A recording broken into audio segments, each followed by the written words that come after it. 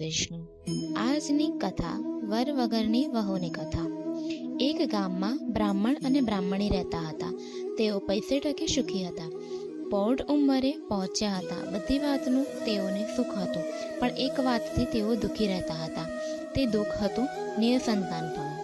તેઓ પરણ્યા ત્યારથી સંતાન માટે વલખા મારી રહ્યા હતા, પણ ઈશ્વર તેમની સામે જોતો ન હતો। હવે ઉંમરે પહોંચ્યા પછી તેમણે સંતાનની આશા છોડી દીધી હતી। હવે તો તેઓ પ્રભુપરાયણ ધાર્મિક કાર્યોમાં સમય ગાળતા હતા। એવામાં પવિત્ર પુરુષોત્તમ માસ આવ્યો। આથી બ્રાહ્મણ અને બ્રાહ્મણીએ પુરુષોત્તમ માસ નાહવાનો અને ધર્મ ધ્યાનમાં ગાળવાનો સંકલ્પ કર્યો। પુરુષોત્તમ માસ શરૂ થતાં તેઓને વ્રત ચાલુ કર્યા। સવારે વહેલા ઉઠી બ્રાહ્મણ અને બ્રાહ્મણી બધા સાથે નદીએ નાહવા જતા, આખો દિવસ નામ જપ કરતા અને રાતે ભૂમિ ઉપર પથારી કરી સૂઈ જતા। બ્રાહ્મણી પૌઢ હતા, વળી ઘરમાં કામ કરનાર કોઈ હતું નહીં, તેથી ઘરનું બધું કામકાજ બ્રાહ્મણીને જ કરવું પડતું હતું। તેઓ થાકી જતા, ઉપરાંત ઘરકામમાં પુરુષોત્તમ ભગવાનની ભક્તિ કરવાનો સમય બહુ ઓછો મળતો, તેથી બ્રાહ્મણીનું દિલ દુભાતું હતું। એક દિવસ તેને વિચાર આવ્યો કે જો અમારો દીકરો હોત તો વહુ આવત, તે ઘરનું કામ કરત અને અમે પ્રભુનું ભજન કરતા। આ વિચાર તેણે બ્રાહ્મણ સમક્ષ મૂક્યો। જુઓ ને, આ તો ધર્મ ધ્યાનનો મહિમા છે, અને મારો તો બધો વખત ઘરકામમાં જ જાય છે। ઘરમાં વહુ હોય તો કેવું સારું, એ રાંધે, ઘરકામ કરે અને આપણે નિરાંતે ભગવાનનું ભજન કરીએ। બ્રાહ્મણ આ વાત સાંભળી હસવા લાગ્યો। તે બોલ્યો, તું જાણે છે કે આપણને દીકરો નથી, પછી વહુ ક્યાંથી આવે? બ્રાહ્મણીએ કહ્યું, હા, હું જાણું છું કે આપણને દીકરો નથી। દીકરો હોય તો વહુ આવવાની જ છે, પણ દીકરો ન હોય તોય વહુ આવે તેવું કંઈક કરો। વગર દીકરે વહુ લાવો તો ખરા। બ્રાહ્મણીની આ વાત સાંભળી બ્રાહ્મણ મૂંઝવણમાં મુકાઈ ગયો। તેને કંઈ સૂચતું ન હતું। આથી બ્રાહ્મણી બોલી, હું તમને એક માર્ગ દેખાડું। તમે બહાર ગામ ઉપડો અને કન્યા શોધી કાઢો। કન્યાના મા બાપ પૂછે તો કહી દેવાનું કે દીકરો કાશી ભણવા ગયો છે। સાથે વેદપાઠ લેતા જાઓ, અને કોઈ કન્યા આપવા તૈયાર હોય તો આ વેદપાઠ સાથે તે કન્યાના ફેરા ફેરવી તમારી સાથે લેતા આવજો। કહેજો કે ચોથો ફેરો અમારો દીકરો કાશીથી આવશે ત્યારે ફેરવી લઈશું। બ્રાહ્મણ બ્રાહ્મણીની આ વાત સાંભળી ડઘાઈ ગયો। તે પણ મનોમન વિચારવા લાગ્યો। બ્રાહ્મણી બોલી, જેવી ભગવાનની ઈચ્છા, એકવાર કામ તો પાર પાડો, પછી જેવી હરિની ઈચ્છા। બ્રાહ્મણ તો બીજે દિવસે સવારના પહોરમાં ખભે ખડીઓ ભરાવીને પુત્રવધુની શોધમાં નીકળી પડ્યો। ચાલતા ચાલતા જ જે ગામ આવે અને ત્યાં બ્રાહ્મણનું ઘર નજરે પડે ત્યાં કન્યાની ભાળ કાઢતો। આમ કરતા ફરતા એક ગામમાં એક ગોર મહારાજના ઘરમાં રૂપાળી કન્યા તેના જોવામાં આવી। એ કન્યાને જોઈને બ્રાહ્મણની આંખો ઠરી। તેને જોઈ બ્રાહ્મણને ઘણો આનંદ થયો। તેના મનમાં થયું કે જો આવી વહુ ઘરમાં હોય તો ઘર દીપી ઉઠે। બ્રાહ્મણે ગોર મહારાજ આગળ સગપણની વાત કાઢી। ગોર મહારાજે કહ્યું, તમારી વાત માન્ય રાખું છું, પણ મુહૂર્તિઓ જોયા વગર સગપણ કેવી રીતે થાય? તમે છોકરાને લઈને અહીં આવો, અગર હું ત્યાં આવીને છોકરાને જોઈ લઉં પછી સગપણ નક્કી કરીએ। બ્રાહ્મણ મૂંઝાયો, છતાં હિંમત એકઠી કરીને બોલ્યો, ભાઈ, વાત એમ છે કે મારો દીકરો કાશીએ ભણવા ગયો છે। તે ભણીને પાછા આવતા વાર લાગે તેમ છે। જો તમે કબૂલ થતા હોય તો હું પોથી લાવ્યો છું, તેથી તેની સાથે આપણે તમારી દીકરીના 3 ફેરા ફેરવી દઈએ, અને ચોથો ફેરો મારો દીકરો કાશીએથી આવશે ત્યારે અમે ફેરવી દઈશું। ગોર મહારાજે વિચાર્યું, બ્રાહ્મણનું ઘર પૈસે ટકે સુખી છે। દીકરો કાશીએ ભણવા ગયો છે, તેથી તે પણ વિદ્વાન થઈને આવશે। ઘરમાં પૌઢ પત્ની, આવું બધી રીતે યોગ્ય ઘર મળે છે તો મેં ધોવા શા માટે જવું?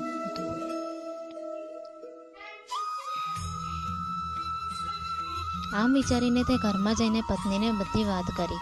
તેમની પત્ની પણ તેમની વાતમાં સંમત થઈ। ગોર મહારાજે બહાર આવી બ્રાહ્મણને કહ્યું, અમે અમારી દીકરી તમારા દીકરા સાથે પરણવા તૈયાર છીએ। ઘડિયા લગ્ન લીધા। પોથી સાથે 3 ફેરા ફેરવીને ગોર મહારાજે પોતાની કન્યા બ્રાહ્મણ સાથે સાસરીએ વેળાવી।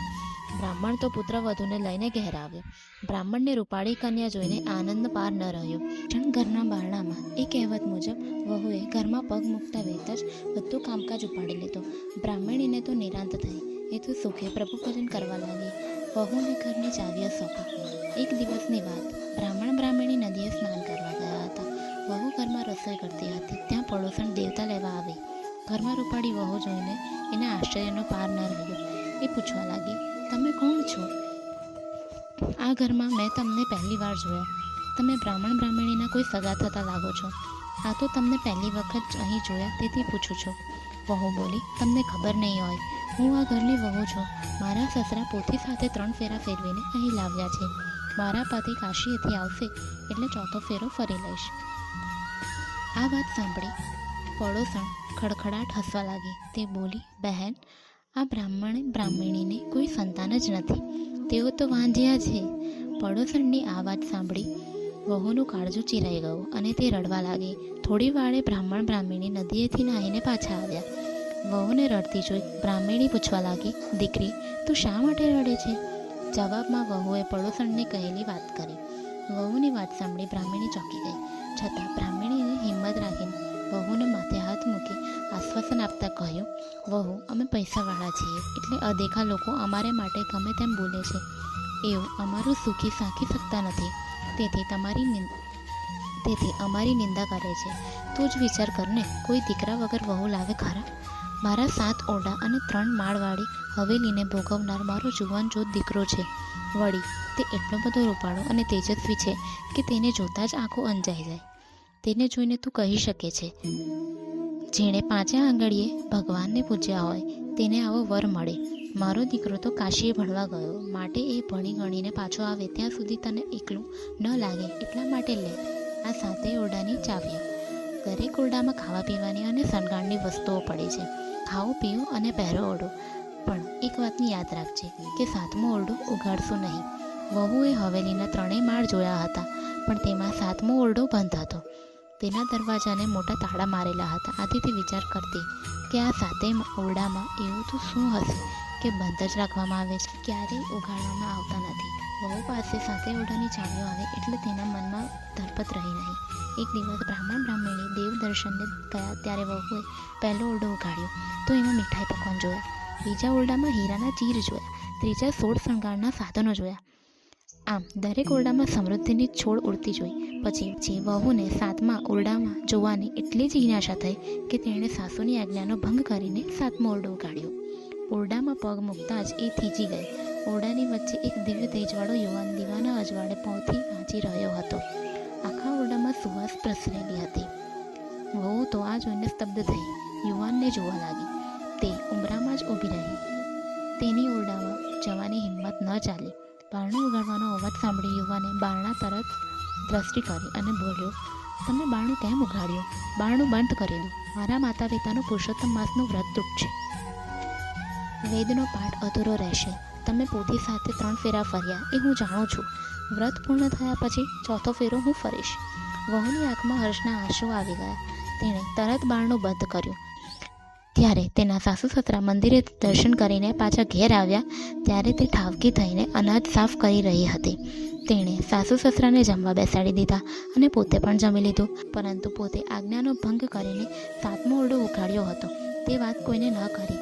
હવે તે સારી રીતે સાસુ સસરાની સેવા ચાકરી કરતી હતી અને દરરોજ પ્રેમથી તેઓને જમાડતી હતી. આમ ને આમ પુરુષોત્તમ માસ પૂર્ણ થયો. હવે વ્રતના